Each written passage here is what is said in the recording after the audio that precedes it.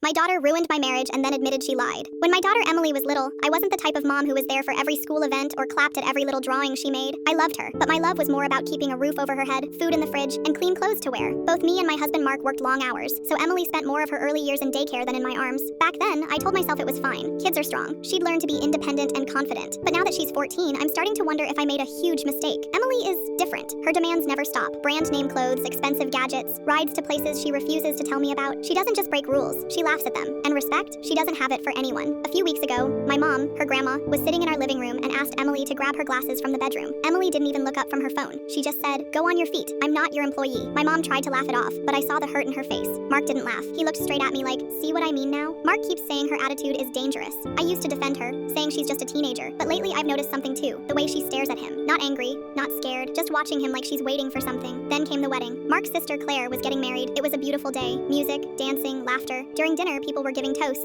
Then, out of nowhere, Emily stood up with her glass raised. She smiled at everyone and said, "Since everyone's sharing good news, I guess I should tell you, Claire's pregnant. Oh, and she hasn't told her new husband yet." The whole room went silent. Claire's face went pale. Her husband looked like he'd been punched in the stomach. Then, in front of everyone, he stood up and slapped her hard across the face. Gasps filled the room. He shouted, "Why didn't you tell me before this?" The rest of the night was chaos. People screaming, crying, trying to pull them apart. By the end of the night, Claire's marriage was already falling apart. On the drive home, Mark didn't say a word. But the second we walked through the door, he told me, "That's it. I want her out of my house." A couple weeks later, I was in Emily's room collecting laundry when I found a folded piece of paper tucked under her sketchbook. It had 6 words written in sharp, neat handwriting. I know what he really did. When I asked her about it, she just said, "You should ask him." So I did. Mark swore he didn't know what she was talking about, but I saw something in his eyes for just a split second before he denied it. After that, the house turned into a place where no one spoke. Emily stayed in her room. Mark stayed in the garage. I slept on the couch most nights. It felt like I was living with 2 strangers who hated each other. In the end, I packed up our things and left with Emily. Not because I believed her over him, but because I couldn't keep living in a house where the silence felt heavier than love. Mark and I still talk sometimes. About bills, about the weather. I still love him, but I think he believes I don't. Maybe one day he'll understand I left because I didn't want to end up completely alone. A week after we left, I found another note hidden in Emily's backpack. Same sharp handwriting, but this time it had 8 words.